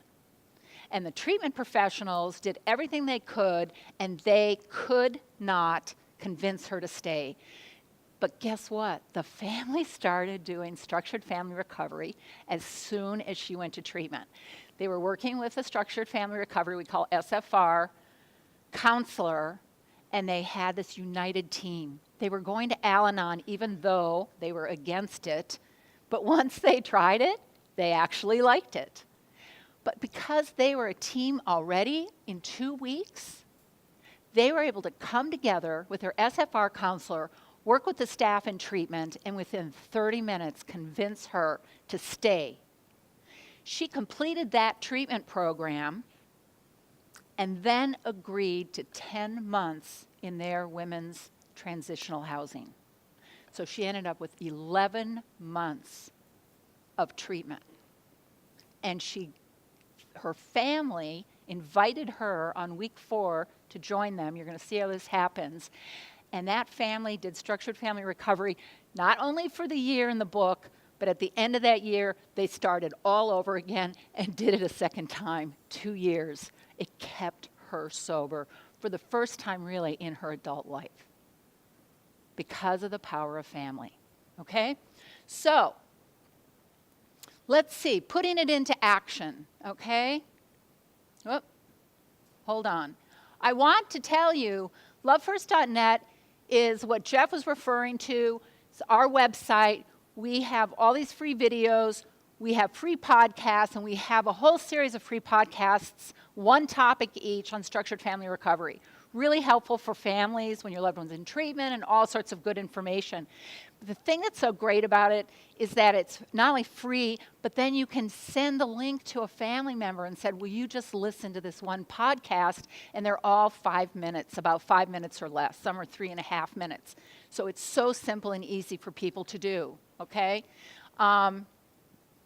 So Jeff talked about an intervention team. Now, you do not have to have done an intervention to do structured family recovery. Your loved one doesn't even have to go to treatment. You could do an intervention. They could say no. You still do structured family recovery. Why? Because I'm going to tell you what families do is they follow the addict and the disease. It's like the person, if they say no, the family goes, well, then we're not doing anything either. Do you see the problem with that? But that's what we do. I mean, like crazy, that's what we do. We have to stop that. We have to stop following what the addict does. The addict does nothing, we do nothing. That is a big problem. So let me tell you another story. So a family does an intervention, heroin-addicted daughter, late 20s, right? She is one of the small percent that doesn't go. She runs off with her drug-dealing boyfriend, who's also an addict, and they disappear for a year. And this family did structured family recovery the whole year. The structured family recovery counselor called me up. He goes, I just want you to know this story because the loved one doesn't have to get in treatment. At the end of the year, they get a phone call from her, and she's still using, and she's pregnant. And mom and dad freaked out for about 2 minutes, and then they stopped. They had strong Al-Anon. Any of you that know the steps, they looked at each other and said, steps 1, 2, and 3. Calmed right down, and then thought, what is our next step, and what do we need to do? They called their SFR counselor, got their team together, got an interventionist. By the end of the week, she was in treatment. And the SFR counselor said if they hadn't been doing this, none of that would have happened. It would have been pure chaos. They wouldn't have known what to do. You see? So there's so many scenarios. We don't know what our scenario is going to be, but we have to be united, and we have to be prepared. Okay? So we build this recovery team. This is a much more intimate team. And there's a rule that I tell people, because it's really easy. Who is it that you will sit around the breakfast table with in your pajamas, and it doesn't even really matter if you combed your hair yet? You know who those people are, right? Right? Those are the people you're going to have on this team. Be your parents, your siblings, grandma, your aunt, uncle, whatever. These are the closest people in your life that would be on that team, okay? And the book is written so you can work with or without a structured family recovery counselor. I think people do best when they start out working with an SFR counselor, at least until they get pretty stable in the process. But there are families that do it on their own. It's written that way. And you'll find out why SFR, it doesn't matter where the structured family recovery counselor is if you're working with one, and we'll find that out in a minute. This is so important. It wasn't until I was researching to write this book that I came across these terms which I'd never heard about. Value ethics and role ethics. Anybody here ever hear those terms? No, I'm not alone. Did you have? Oh, that's one person. Value ethics asks this question, who am I? Who am I? But role ethics asks, who am I in relation to you? Who am I in relation to you? You see how powerful that is? Who am I is an important question, but I can be pretty self-centered with that too. But if I ask who I am in relation to you, that changes things spiritually for me. And structured family recovery is all about that. Who am I in relation to you? That's a very powerful question. Even as I say it right now, I feel it inside me. I even feel connected to you because I'm saying that about you. There's a strong connection, okay? So it's all about role ethics. Who am I in relation to you? So here it is. This is how it works. It's so simple. Why does it have to be simple? Why does it have to be simple? So you'll do it, because if it's hard, what do you need? Lots of motivation. Are we good at amping up motivation and keeping it really high because something's hard? Anyone ever diet? Right? So it's simple. So first of all, there's a weekly structured family recovery meeting. We'll talk about that in a second. Number 2, there's a weekly 12-step meeting for families. One Al-Anon, ACOA, Families Anonymous, whatever it is. Why only one? Because they're not in treatment. If I said I'd like you to go to start out with 90 meetings in 90 days, I'd never see them again, right? The person who's in treatment and getting help, he's going to get recommendations from his treatment staff, and he's going to follow those recommendations. But the family member, one meeting, eventually get a sponsor. It's between them and their sponsor. So let's look at the SFR family meeting, okay? Again, keeping it so simple. It's on a conference call. Do we all have phones? Jeff talked about freeconference.com. It's free, conference.com. Everybody has it. It doesn't matter where you are. You don't have to get dressed up. You don't have to do your hair, makeup. You don't have to have childcare. You don't have to go through rush hour. If you're in your pajamas with a cold in bed, you can get on the call. If you're at your kid's soccer game, you can go sit in the car, watch the game, get on the call. If you're on vacation, you can take an hour, get on the call. Because I'm going to tell you right now, even if, it doesn't matter where the family is, you can't imagine this. Families come together. Some people are in California, some are in Florida, some are in New York, and they all come together on this call in this virtual room. But even if everybody was in Anchorage, let's say, every single person that was on the team in Anchorage, how likely is it you're going to get that family into a counselor's office week in and week out? How likely? No, it's not going to happen. But you know what? On that call like that, it happens. Almost 100% of the time, everybody shows up unless there's some crazy circumstance. It's 1 hour a week. Excuse me. Starts on time, ends on time. It's simple. There's a simple format. Excuse me. And it's all in the back of the book, a whole year. Okay? And then the team members focus on themselves. Family members haven't focused on themselves forever because they're constantly got their eye on the addicted person. Excuse me, I have these allergies. So, family begins first. Why does family begin first? Because they've got to be solid in what they're doing, understand what they're doing, have gone to Al-Anon, and have a good thing to say about Al-Anon before the addicted person joins. Because if they're saying, I don't know why I need to go to an Al-Anon meeting, what's the addict going to say? Why do I have to do this? Right? So we create what? A negative social norm for them to follow. We need to create a positive social norm, and I'm going to tell you that is the most number one powerful reasons we all do what we do, because of what other people are doing.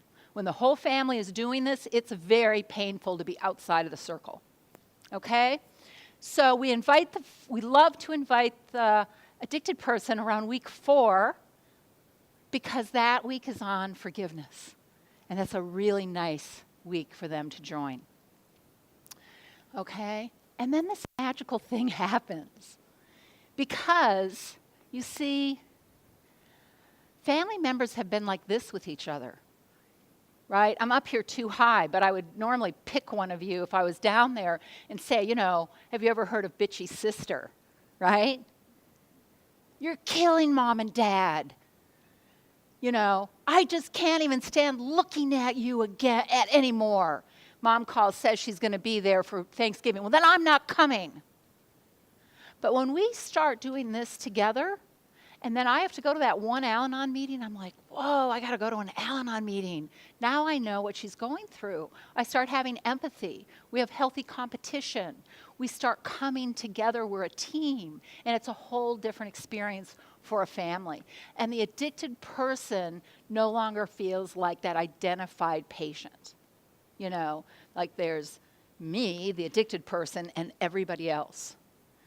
The mother, the 59-year-old mother that I was talking about, her adult son, who was 27 years old at the time, he said this. He said, you know, we used to all stand outside the circle pointing at my mother and judging her.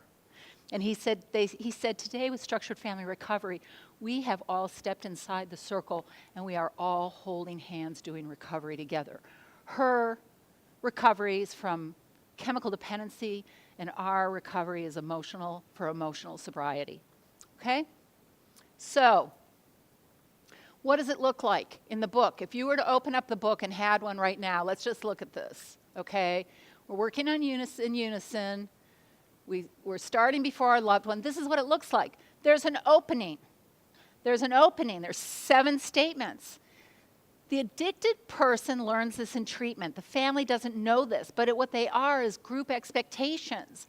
How you're expected to behave with structured family recovery meetings. The number one thing is about confidentiality. If you don't tell families about confidentiality, guess what? Their neighbor will be over and they'll have the meeting on the speakerphone. Or they'll be calling, you know, their cousin and going, oh, let me tell you all about our SFR meeting. But that doesn't build trust in a family, does it? Right? We talk about I statements. I'm only talking about myself. I'm not talking about you. and you're not talking about me. And I'm not using I statements as thinly veiled you statements. Families are good at that, right? It's a very safe thing if you're talking about you and I'm talking about me. Boy, does that change everything. So powerful. So after that, and we read them round robin, so everybody on the team takes their turn every week. Every week. They know. There's a daily reading. Last week, somebody was assigned. There are little meditation books or daily readers that you can get in Al-Anon, and you can get in AA. You can order them from Hazelden. They publish them. And so the person last week, it's like, pick out a reading, because this week's topic is progress. That'll really, fit this week's topic. Family members take that so seriously to get just the right reading for their family. One family I was working with, Dad, took 2 hours. They'd bought every meditation book that Hazelden published. They had so many of them. And his wife said, I can attest to that. It took him 2 hours. But do you know what that reading meant to Dad? Who found just the right reading on this topic. And he read it to everybody, and then he shared with them why he selected it.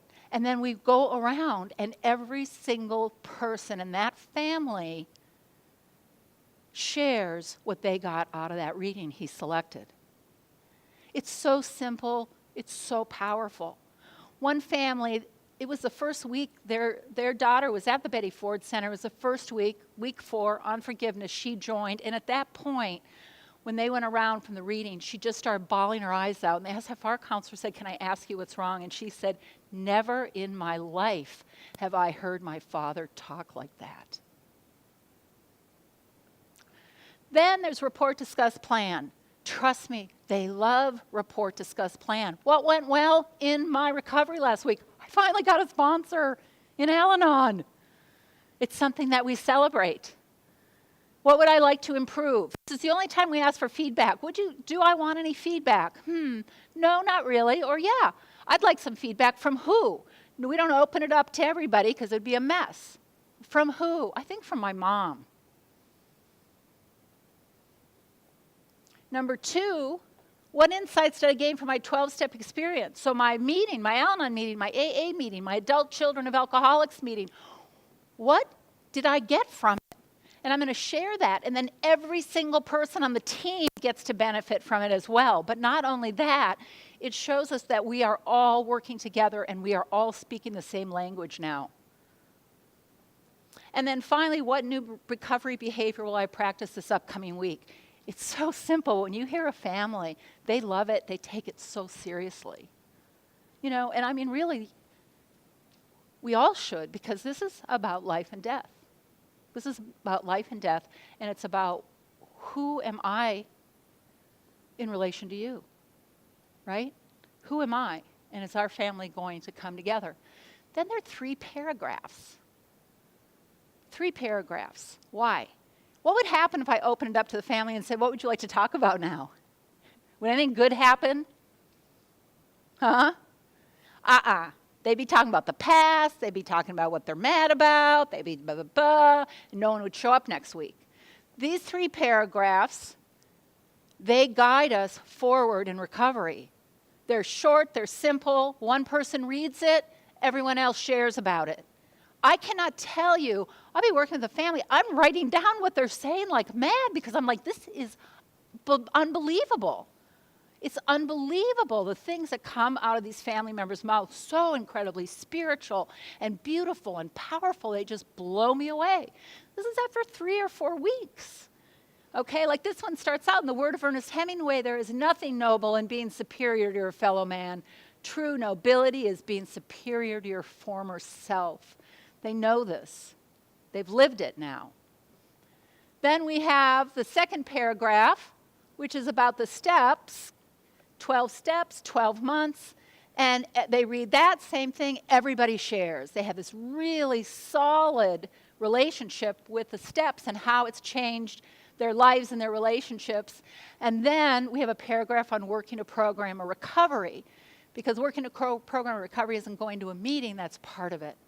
Right? And everybody shares.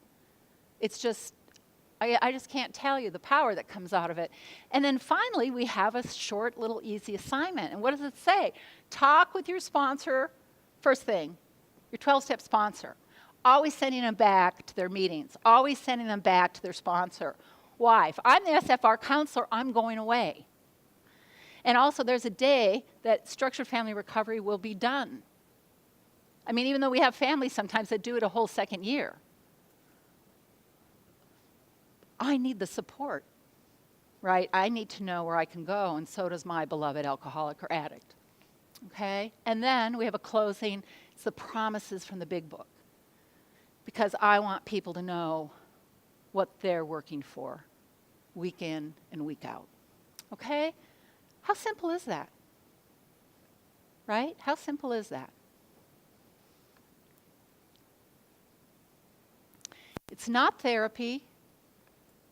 Why? Therapy, when you go to therapy, what do you talk about? All the good things in your life? Right? It's all negative brain, right? And again, the family will break apart.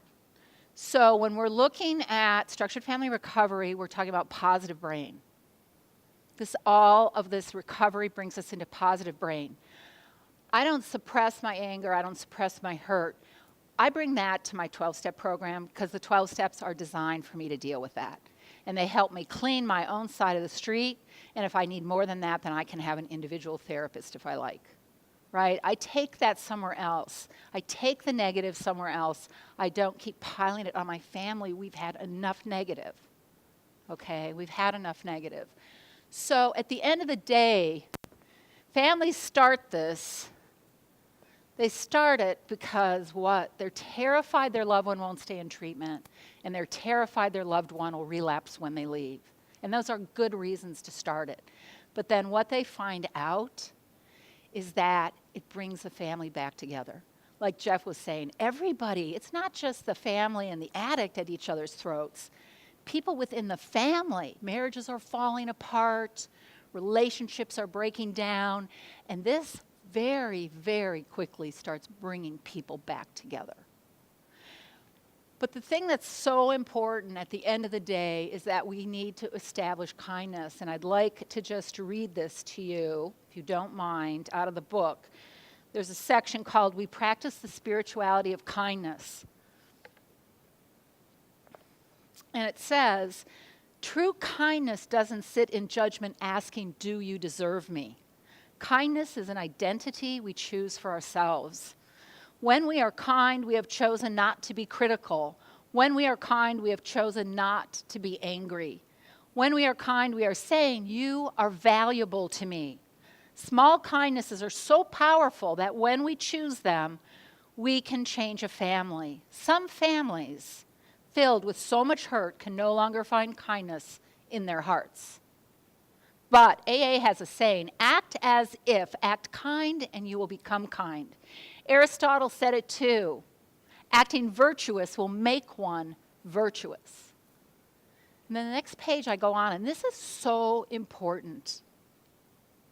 Kindness is hard won after so much injustice and pain. It's born of an experience that offered us little hope. Yet once we're delivered into recovery, we are given the opportunity to repair and strengthen the fabric of our families. It takes working together, and that cannot happen without kindness. Let me say that again. It takes working together, and that cannot happen without kindness. Okay? So I want to say, in closing, but don't get out of your seats, okay? In closing, we're also creating trustworthiness. I just want to say that. You can love someone to death, but if you don't trust them, you will not have a good relationship. It is not love, it is trust that makes a good relationship. This brings back trust. But I want to say that the family and their beloved alcoholic or addict wants the same thing. When they reach out to professionals, when they reach out to 12-step programs, they'll, okay, whatever it is you're going to do, because we will go along with it, but we've got to recognize what they're searching for. And what they're searching for is what? Anybody have an idea? What everybody wants at the end of the day? Recovery is all about this. We want to be happy again, don't we? In our homes, with the people we love, we want to be happy again. So let's just close looking at what that looks like.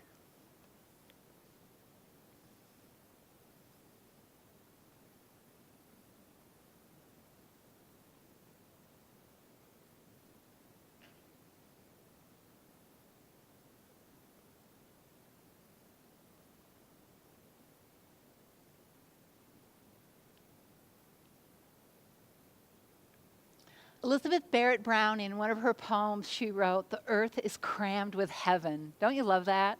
The earth is crammed with heaven. I am convinced that every family, every addict that reaches out for help, what they're really saying is, I want my little bit of heaven. Thank you so much for being here, but don't leave. So I'm going to end here, but thank you so much. But before you go, you all were given something, and I have it in my wallet, and I'm going to pull it out right now. You were giving a little piece of paper like this, right? Do you have yours? Can you find it? If you can't find it, we'll give you another one. I'm going to train you. It's going to take me 30 seconds. On here, it says, First Step Resources for Families. One of the biggest problems is we don't have resources for families. Isn't that right? They don't know where to turn. Remember I said in the beginning, government's not going to do it. Professionals aren't going to do it long term. So what this is this website, Family Recovery Advocate Info, is First Step Resources, podcasts, videos, etc. It's all free. It tells people what they can do to help the person they love. What you are going to do is this. You're going to fold it up. You see that? You're going to take your wallet. Here's mine. And you're going to put it in your wallet. It's this easy. And you're going to close your wallet. You put it back in your purse or your pocket. And there's going to be a day somebody's going to confide in you. My sister's son is on heroin. We don't know what to do. You don't know what to tell him. What could you tell him this whole talk? And that's not even enough? No, I couldn't. You're going to pull this out of your wallet, and you're going to hand it to him. And you're going to say, you just go right here, and you're going to get your good first step resources on what you can do. So it's a starting point. Now, let me tell you really quickly a story. I was just in LA speaking a few weeks ago. I flew into LAX. I go to their gigantic Hertz rent-a-car. I'm in line forever. Finally, way back, customer service, this girl calls my name, young woman. I go all the way back there, and this is what they're trying to do. Hi, how are you? Are you in town for business or pleasure? I said, business. Oh, what are you doing while you're here in town? What kind of business? I said, well, I'm speaking at a conference. Oh, what kind of conference? I said, it's a conference on addiction. And the smile left her face, right? And she looked at me, she goes, what do you do for addiction? I said, well, what I do is I help families who love somebody who has an addiction. I help them help that person they love. And at that point, the tears started welling up in her eyes. And she said, my brother is a heroin addict and it's killing my mom. And she started crying. Now, how much could I have told her standing there at the Hertz rental car desk? Not much. But you know what? I pulled this out of my wallet and I said, you go right here. You go right here and you're going to get all the information you need. And you're going to share it with your mom and you're going to share it with anybody else who loves your brother. And you're going to learn what you can do. And she said to me, God meant you to be my customer today. And there's going to be a day somebody is going to confide in you and you're going to pull this out. But the great thing is, because you're not going to see me again after you give it away, right? How do you get another one? You go on familyrecoveryadvocate.info and you just print it out, you see? And you cut another one off. And you see how easy it is to teach somebody to be a recovery advocate for families, so you can teach people to do it too. And you might carry too. Or you might go to your church and say, we need 100% of our people in our church having this in their wallet. How would it change things in Alaska if just 10% of the people had this? What about 30%? What about 50%? What about everybody? Because you know what? Some of the most powerful ideas are the simplest. It costs no money. We don't have to ask anybody's permission. We don't have to hold workshops. We just have to put this in our wallet. And when somebody needs help, we just hand it to them. Thank you, everybody. Thank you. Thank you. Thank you so much for coming. Thank you to Jeff and Debra. Thank you very much. And FYI, 2 or 3 of those will fit in your wallet as well. So that's a really smart move. And it's a very empowering, I mean, the feeling when you're able to step and offer some solution to someone in the moment. Like she said, with all the knowledge she has, but to stand at the Hertz rental counter and start that discussion. But this is a really empowering tool. So I want to thank DavidDillonFoundation.org, realaboutaddiction.net, recoveralaska.org, and yourpersonalrecovery.com. Healthy Choices, Healthy Voices has really been a huge help in getting the word out about this event. And I will say that realaboutaddiction.net is an all-volunteer board. Anything you're able to help us with goes right to producing events like this. We did the Run Walk for Recovery in September, Recovery Month. We also did the rally on the Park Strip. All of this is about raising awareness. All about this is moving towards solutions. So thank you, Jeff and Debra, for providing that for us here tonight. Us. And if anybody has any questions, go on to lovefirst.net, contact us, send us the question. Debra and Jeff, I have a question for you. Or if you want to come up afterwards, please come up and ask us. Okay? And we did live stream this to YouTube tonight, and the recording will be available. You'll be able to find it at realaboutaddiction.net. So this message can carry on. Thank you all for coming. I appreciate you.